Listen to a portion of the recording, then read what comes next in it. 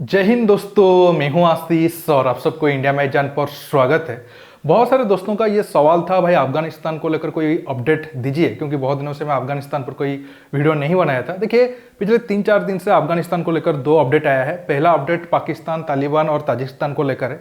अब अफगानिस्तान में तालिबान और ताजिकिस्तान के बीच विवाद काफ़ी बढ़ गया है और उस विवाद को कम करने के लिए पाकिस्तान बहुत ज़्यादा कोशिश कर रहा है, क्योंकि अगर ये दोनों देशों के या फिर ये दोनों गुटों के बीच विवाद कम नहीं हुआ तो पाकिस्तान के मुश्किल उस एरिया में बहुत ज़्यादा बढ़ने वाला है और पाकिस्तान जो सपना देखा है उस एरिया में वो टूट सकता है। इस पर तो मैं बात करूंगा ही, लेकिन बड़ा न्यूज ये है, अब रसिया ने अमेरिका को एक बहुत बड़ा ऑफर दिया है। रसिया ने अमेरिका को ये कहा है, अगर अमेरिकी सेना को या फिर अमेरिका को अगर कोई मिलिट्री बेस की ज़रूरत है ताकि वो अफगानिस्तान में तालिबान पर नज़र रख सके, तो वो सेंट्रल एशिया में जो रसिया के मिलिट्री बेस है उसे इस्तेमाल कर सकते हैं। बहुत सारे दोस्तों का ये सवाल होगा, क्या ये न्यूज सही है? देखिए, पिछले 60-70 साल से या फिर खासकर सेकेंड वर्ल्ड वॉर के बाद अमेरिका और रसिया के बीच जैसे दुश्मनी है और रसिया को कई सारे टुकड़ों में बांटने का श्रेय भी अमेरिका को जाता है। और ये सब हालात को देखते हुए आपके मन में अगर ये सवाल आता है तो इसमें कोई बुरा नहीं है, लेकिन ये न्यूज बिल्कुल सही है। अब सवाल उठता है, रसिया अमेरिका को ऐसा ऑफर क्यों दिया? ये दोनों देश तो दुश्मन देश है। अगर रसिया ने ये ऑफर दे दिया है तो क्या अमेरिका ये ऑफर को एक्सेप्ट करेगा? अगर दोस्तों आगे जाकर अमेरिका रसिया की बेस को यूज करता है तो इसका मतलब ये हुआ ये दोनों देश दोस्त बन गए।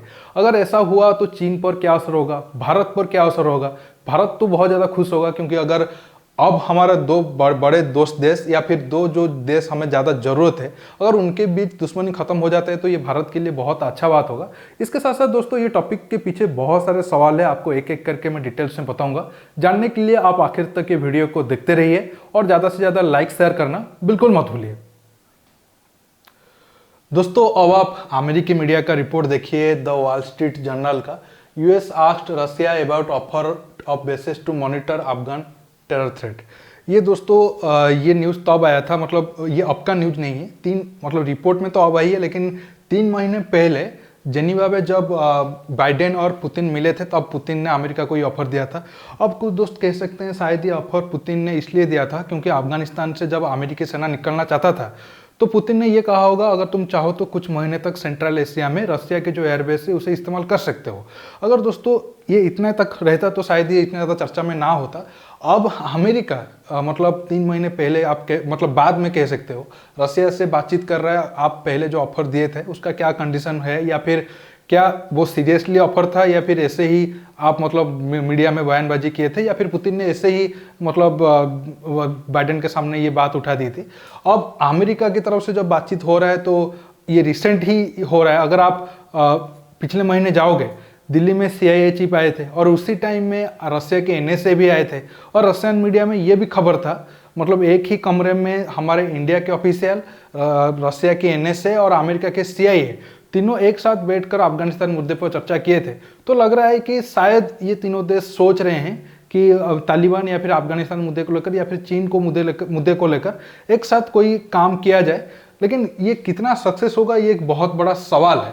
अगर हम मैप में आए, आप देखोगे ये रहा अफगानिस्तान और इसको चारों तरफ से जितने देश है, अगर हम पाकिस्तान को छोड़ दे तो और चाइना को छोड़ दे, बाकी देशों के साथ तालिबान का कोई बहुत ज़्यादा संबंध भी नहीं है। अगर देखिए, अब मैं फिर से रसिया की बेस को अमेरिका यूज करने के टॉपिक पर आता हूँ। अब ये न्यूज़ बहुत सारे लोगों को थोड़ा अजीब लगेगा। चलो ठीक है, सेकेंड वर्ल्ड वॉर के टाइम में जर्मनी के खिलाफ सोवियत यूनियन की बहुत सारे बेसेस को अमेरिका यूज किया था, तब तो दोनों ही देश एक साइड पे थे। लेकिन अब पिछले 60-70 साल से दोनों देश काफ़ी मतलब दुश्मनी झेल रहे हैं या फिर दोनों देश एक दूसरे के खिलाफ बहुत सारा काम किए हैं, तो इसलिए ये न्यूज़ उतना आसान नहीं है। ये आपको ऊपर से लगेगा या फिर मीडिया में जितने रिपोर्ट पड़े होंगे उस हिसाब से लगेगा। लेकिन दोस्तों, हमेशा ऐसा नहीं है कि अगर दोनों देश दुश्मन हैं तो उनके बीच कोई बातचीत नहीं होता है या फिर उनके बीच कोई अंडरस्टैंडिंग नहीं होता है। आपको वही अफगानिस्तान रिलेटेड पर मैं 2 एग्जाम्पल दे रहा हूँ। देखिए, रसिया मतलब जब 2001 के बाद अटैक हो गया 9/11, तब अमेरिका इस एरिया में आया और अमेरिका ऑप्शन ढूंढ रहा था किस किस एरिया में उसे एयरबेस मिल सके। पाकिस्तान में तो उसे मिल ही गया था। तब कारगिस्तान में एक एयरबेस अमेरिका बनाया था, मानस एयरबेस, और एक उज्बेकिस्तान में बनाया था। रसिया का इन्फ्लुएंस इस तान वाले कंट्री जो पहले सोवियत यूनियन में थे बहुत ज़्यादा था। रसिया चाहता तो ये सारे देशों में अमेरिका को बेस मिलने के काम को बंद कर सकता था, लेकिन रसिया उतना ज़्यादा विरोध किया नहीं। हालांकि ये 2 एयरबेस अब अमेरिका के पास नहीं है। जो उज्बेकिस्तान में था वो 2005 के बाद बंद हो गया था और जो मानस एयरबेस था वो 2014 के बाद बंद हो गया था। लेकिन उसी टाइम में जब एयर स्ट्राइक वगैरह करते थे तालिबान के ऊपर, खासकर जब मानस एयरबेस, तब 1000 के करीब अमेरिकी सेना वहाँ पर रहता था। आप देख सकते हो अफगानिस्तान तक आने के लिए उन्हें ताजिकिस्तान क्रॉस करके आना होता, और ताजिकिस्तान में सोवियत यूनियन या फिर रसिया का अच्छा खासा इन्फ्लुएंस था। अब भी रशियन आर्मी वहाँ पर प्रेजेंट है, और रसिया का सेंट्रल एशिया में सबसे बड़ा बेस ताजिकिस्तान में ही है। आगे थोड़ा आऊँगा उसके ऊपर। तो अमेरिका वाले रसिया के जो ऑफिशियल वहाँ पर तैनात थे उनको बातचीत करके बता देते थे कि हम अटैक करने के लिए जा रहे हैं, तो आप कंफ्यूज मत हुए कि हमारा एयरफोर्स या फिर हमारा प्लेन आपकी मतलब ताजिकिस्तान के एयरबेस में क्या कर रहा है। और अंडरस्टैंडिंग था मतलब तालिबान के ऊपर अटैक करने को लेकर। अब मैं ईरान के ऊपर आता हूँ दोस्तों। अब तो ईरान और अमेरिका बहुत मतलब बड़े दुश्मन देश है, लेकिन 1970 तक ऐसा नहीं था। और खासकर अगर मैं 2001 की बात करूँ तो तब आप सब जानते हैं हेरात वाला एरिया इस साइड में पड़ता है, और ये थोड़ा सिया डोमिनेंट वाला एरिया है। और हेरात में ईरान के 6 राजदूत को तालिबान मार दिए थे क्योंकि सिया सुन्नी वाला मसला था। और तब जब अफगानिस्तान अटैक कर रहा था तालिबान के ऊपर, तब ईरान इनपुट देता था कहाँ आप अटैक करोगे तो तालिबान को ज़्यादा नुकसान होगा, या फिर कहाँ उनके बड़े बड़े कमांडर जो अमेरिका को चाहिए वो कहाँ छिपे हैं। इस तरह का इनपुट ईरान को अमेरिका से मिलता था। मतलब ये बैकडोर उनके बीच अंडरस्टैंडिंग थी। इतना ही नहीं, इराक में जब गवर्नमेंट बना था तब अमेरिका एक तरीके से ईरान का मतलब ओपिनियन मांगा था कि सत्ता में कौन रहेगा या फिर आपका क्या डिमांड है। तो ऐसा नहीं है कि अगर दुश्मन है तो आपका बिल्कुल सब कुछ बंद है और आपका बैक चैनल कोई बातचीत होता नहीं है। भारत पाकिस्तान को लेकर भी इस तरह का एग्जाम्पल दे सकता हूँ, लेकिन तो वीडियो थोड़ा लंबा हो जाएगा, इसलिए मैं नहीं जाता हूँ। लेकिन फिर भी ऐसा नहीं है कि रातों रात सब कुछ हो जाएगा। अब अगर हम देखें ताजिकिस्तान में या फिर किर्गिस्तान में या फिर उज्बेकिस्तान में जो रसिया का बेस है, अमेरिका उसे यूज कर सकता है। खासकर ताजिकिस्तान अमेरिका को ज़्यादा सूट करेगा। और दुशानबे जो ताजिकिस्तान की राजधानी है, वहाँ पर रसिया का एक बहुत बड़ा मिलिट्री बेस है, 201 मिलिट्री बेस करके उसका नाम है, और 7000 के करीब रशियन आर्मी वहाँ पर रहते हैं। इतना ही नहीं, तकरीबन बहुत सारे 100 के ऊपर टैंक वगैरह बाकी हथियार और 6-7 के करीब हेलीकॉप्टर, 5-6 के करीब फाइटर एयरक्राफ्ट भी वहाँ पर तैनात है। लेकिन अब कुछ 2 सवाल उठा सकते हैं, अगर अमेरिका अपना एयरबेस यूज किया तो वो ज़्यादा फाइटर एयरक्राफ्ट लाएगा, तो क्या उस एयरबेस में मतलब एडजस्ट हो पाएगा? अगर देखिए एडजस्ट होने की बात है तो जहाँ पर रसिया की मिलिट्री बेस है वहाँ से 10-15 किलोमीटर दूर हमारा इंडिया का भी अयानी एयरबेस है, वही दुशानबे में भी।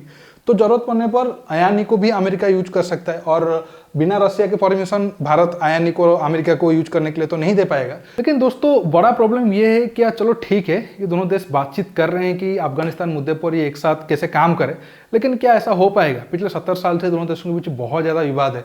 रसिया का अगर फाइटर एयरक्राफ्ट वगैरह वहाँ पर तैनात हुए, चलो F-35 तो नहीं आएगा, F-16 हो या फिर A-10 हो, तो डर रहेगा कि रसिया के पास उनकी मतलब सीक्रेट जाए, या फिर उनकी जो मेन बातें हैं वो लीक हो, या फिर जो कम्युनिकेशन सिस्टम अगर लगाएंगे तो वो रसिया के पास वो इन्फॉर्मेशन लीक होने की खतरा रहेगा।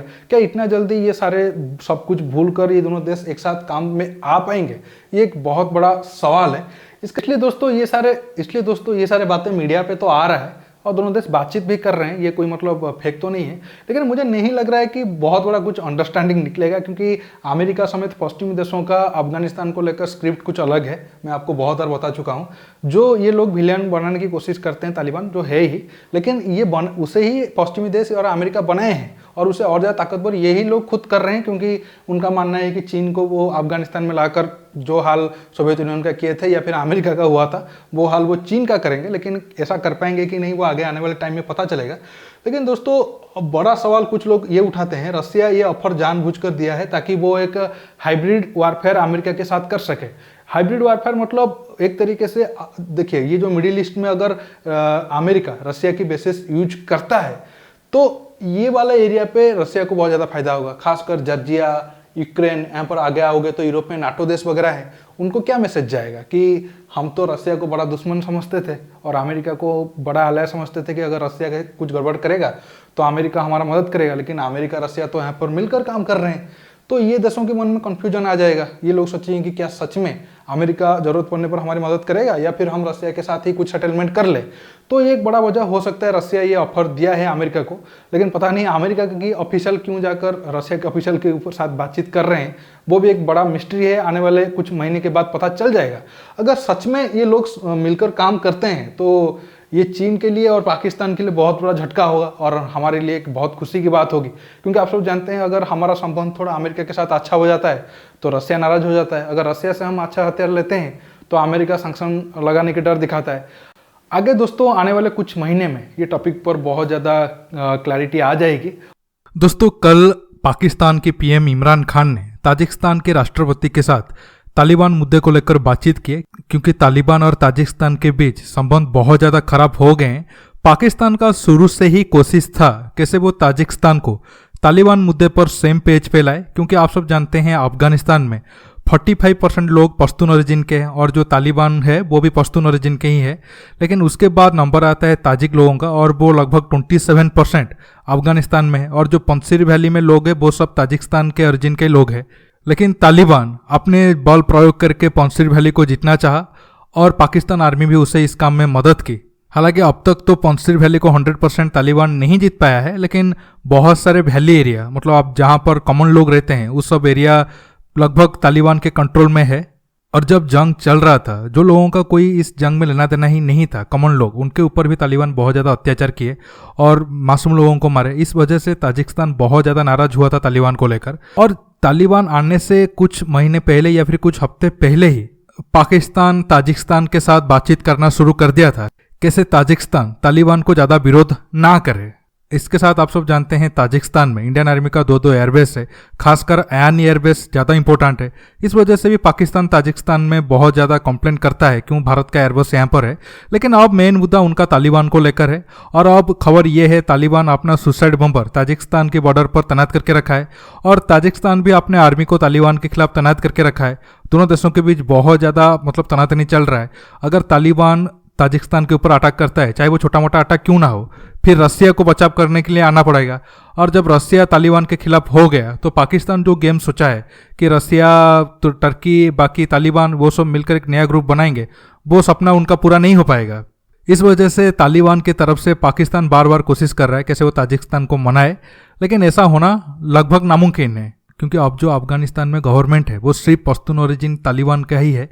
बाकी जितने भी ग्रुप है उनको कोई राइट्स नहीं दिया गया है। इसी वजह से ताजिकिस्तान इतना जल्दी तालिबान को मान्यता नहीं देने वाला है। अब मैं दोस्तों रसिया और अमेरिका के ऊपर आता हूँ।